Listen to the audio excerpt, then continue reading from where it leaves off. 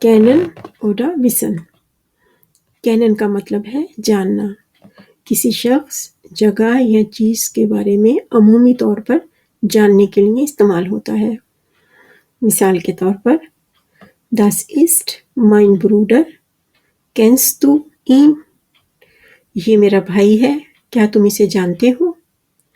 Canon کے ساتھ ہمیشہ ڈائریکٹ آبجیکٹ یا اکوزیٹو آبجیکٹ استعمال ہوتا ہے، جو یہاں ihn ہے. ایک اور مثال، Ich kenne Frankfurt gut. میں فرانکفرٹ سٹی کو بہت اچھے سے جانتا ہوں. کسی خاص مووی کی بات کی جائے تو بھی کینن استعمال ہوتا ہے.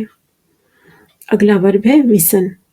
اس کا مطلب بھی جاننا ہے، لیکن یہ کسی حقیقت یا خاص معلومات کے بارے میں جاننے کو کہتے ہیں. مثال کے طور پر Weißt du, wie spät es ist? کیا تمہیں پتہ ہے کیا وقت ہوا ہے؟ Ich weiß, dass sie in Paris ist.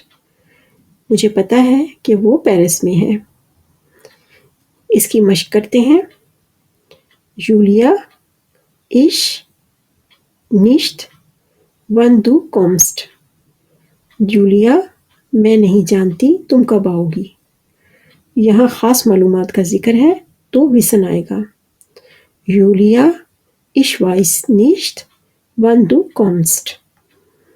آگے diesen Film ich gar nicht. اس فلم کے بارے میں نہیں جانتی. یہاں عمومی طور پر فلم کا ذکر ہے، اس لیے یہاں پر کینن آئے گا. diesen Film kenne ich gar nicht. Dankeschön.